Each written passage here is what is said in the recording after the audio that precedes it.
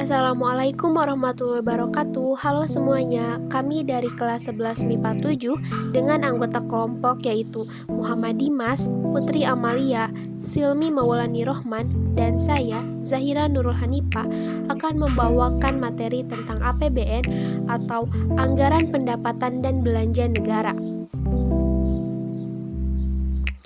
Di sini teman-teman tahu tidak apa itu APBN? APBN adalah rencana keuangan tahunan pemerintahan negara yang disetujui oleh Dewan Perwakilan Rakyat atau DPR. APBN merupakan salah satu perwujudan Pasal 23 Undang-Undang Dasar 1945 dan tahun 2020 APBN juga diatur dalam Undang-Undang Nomor 20 Tahun 2019. Pengertian ini dijabarkan secara luas sebagai daftar yang merinci segala pendapatan dan pengeluaran suatu negara dalam satu periode. Adapun tujuan APBN yaitu yang pertama sebagai pedoman penerimaan dan pengeluaran negara dalam melaksanakan tugas kenegaraan. Yang kedua, meningkatkan transparansi dan pertanggungjawaban pemerintahan kepada DPR atau Dewan Perwakilan Rakyat dan masyarakat yang luas. Yang ketiga yaitu meningkatkan koordinasi antar bagian dalam lingkungan pemerintahan.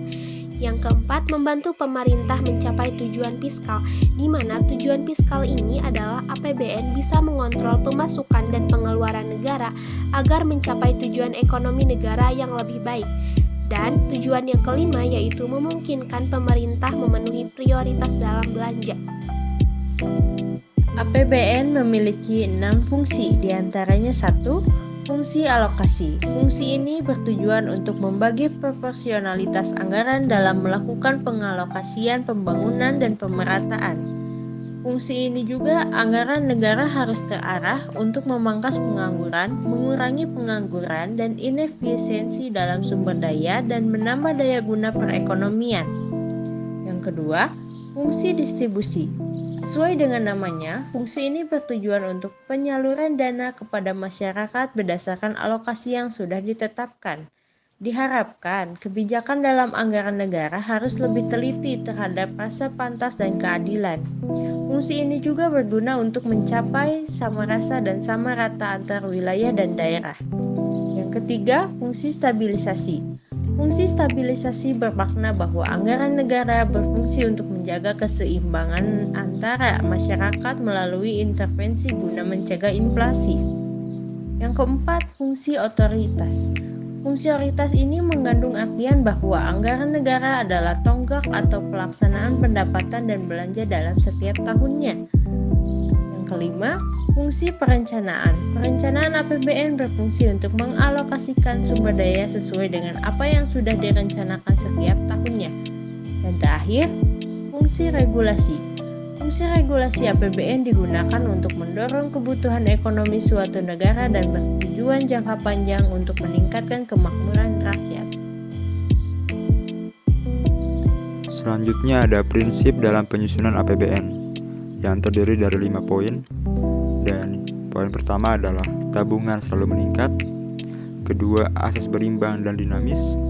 Ketiga, peningkatan pendapatan pajak. Keempat, prioritas pengeluaran rutin yang penting. Dan terakhir, pemanfaatan sumber daya manusia dan sumber daya alam yang maksimal.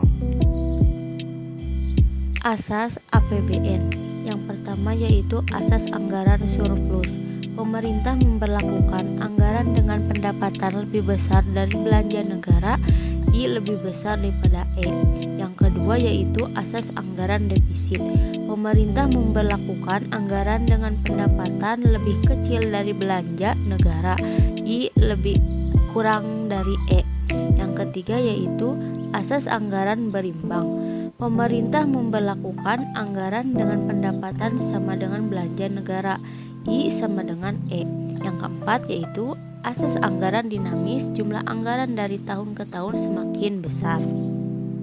Yang selanjutnya yaitu sumber penerimaan APBN. Dibagi menjadi 3. Yang pertama yaitu penerimaan negara dari pajak. Yang kedua penerimaan negara bukan pajak. Yang ketiga hibah dan penerimaan luar negeri. Adapun penerimaan negara dari pajak meliputi pajak dari masyarakat, pajak pertambahan nilai barang mewah atau PPNBM, pajak bumi bangunan PBB, pajak pertambahan nilai PPN, BPHTB, pajak cukai dan bea masuk, pajak pungutan ekspor. Yang kedua yaitu penerimaan negara bukan pajak meliputi penerimaan sumber daya alam migas dan non-migas, bagian laba, BUMN, PNBP, dan lain-lainnya. Yang ketiga yaitu hibah dan penerimaan luar negeri. Hibah adalah pendapatan yang berasal dari luar negeri atau lembaga keuangan asing lainnya dengan tidak harus mengembalikan uang yang diberikan. Penerimaan luar negeri berupa pinjaman proyek dan sebagainya. Lalu ada pengaruh APBN terhadap perekonomian. 1. Dengan adanya kebijakan surplus cenderung mendorong terjadinya penurunan harga atau deflasi. Kedua, dengan adanya kebijakan defisit cenderung mendorong terjadinya kenaikan harga atau inflasi. Ketiga, meningkatkan pertumbuhan ekonomi masyarakat. Keempat, menciptakan kestabilan keuangan dan moneter. Kelima, menimbulkan investasi masyarakat. Keenam, memperlancar distribusi pendapatan. Dan terakhir, memperluas kesempatan kerja bagi masyarakat. Dan terakhir, mengenai mekanisme penyusunan APBN, terdapat proses yang cukup kompleks seperti yang ada di layar. Rancangan APBN akan diajukan ke DPR yang setelahnya akan disidangkan dengan penentuan keputusan di mana rancangan tersebut akan diterima dan disetujui atau ditolak dan hanya akan menggunakan APBN tahun lalu. Oke teman-teman, begitulah materi tentang APBN atau Anggaran Pendapatan Belanja Negara yang dapat kami sampaikan. Semoga dapat dimengerti. Wassalamualaikum warahmatullahi wabarakatuh.